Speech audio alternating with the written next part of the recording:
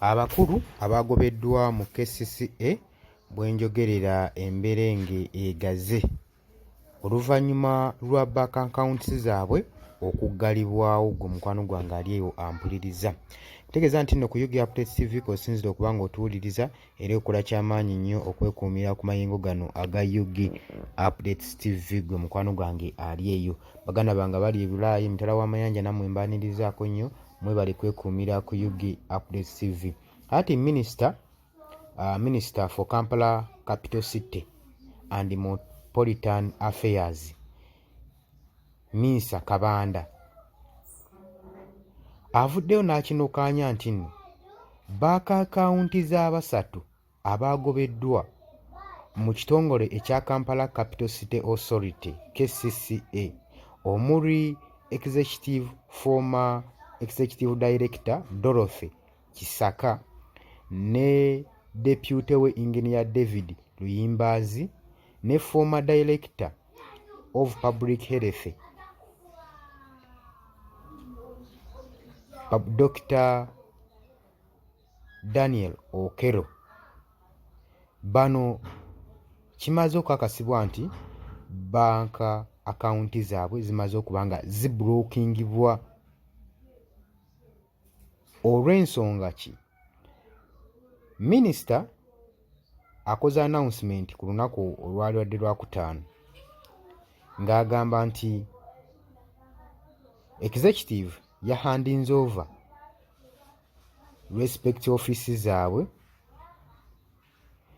n'awaayo ne ba followers abagenda okuba nga baddukanya ofiisi zaabwe eyo okusinziira ku meeting. Agamba nti nno bank account z'abano ziggaddwa olw'ensonga nti nno bakolebweko investigation. Dr. Okero ye yasoose okuba nga atransferinga responsibility ze oluvannyuma lwe baatudde ne minisita ow'e Kampala ku lunaku olwokutaano mu meeting. Bino bye baabituulamu. Kakati Dr. Okero ye yasoose okuba nga transferinga responsibility ku Sarah za Lwangu Karen. Kakati wenjogerera nga ye Intermediate Director of Public Health. Luyimbazi n'ahandolinga over ewa Deputy Executive Director position ku Nowera Robert n'addirira Kisaka era ono naye yatransferinze omulimu gwe oba emirimu gye gyonna gy'abadde akakalabya mu KCCA eri Franka Nyakaana Luusa. Minisita Kabanda yawa emphasizinze nti oluvannyuma lwa bino byonna okugenda mu maaso tugoberera ensonga eyaliwo mu August nga 10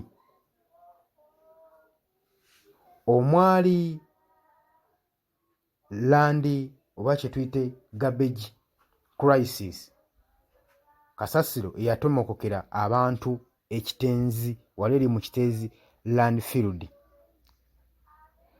Kigambibwa nti no bano abasatu ba executive bagobeddwa ne President Yoweri Kaguta Museveni nga yabakutte ku nkoona wiiki eno.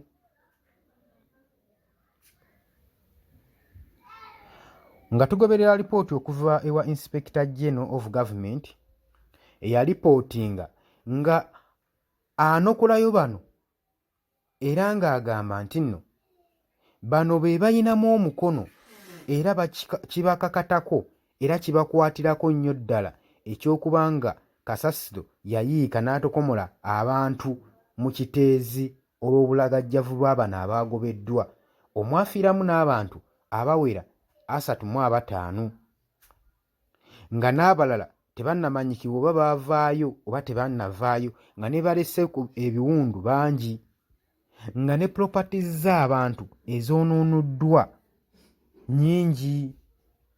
Agamba nti nno bwali bulagajjavu bwa bano abasatu abaagobeddwa mu kitongole kino ekya KCCA olw'okuba nga baakitegeerako nti Kiteezi Landfield yali emaze okuba nga ekubwako ng'ejjula nga tekyasobola kuba nga essuulibwamu kasasiro, naye bo ne bagenda mu maaso nga bakuŋŋaanya kasasiro mu divisioni 5 ezikola Kampala nga basuulawo kasasiro ekyaviirako obulamu bw'abantu okugenda okutotomoka.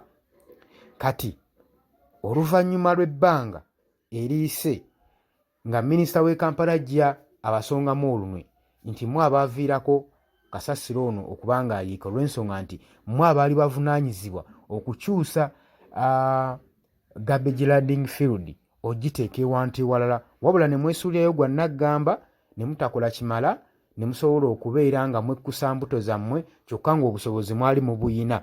Y'ensonga lwaki lipooti yatwalibwa ku mmeeza ya pulezidenti n'asobola okuba nga abakwata ku nkoona nga bagamba bano be bavunaanyizibwa ku nsonga eyo.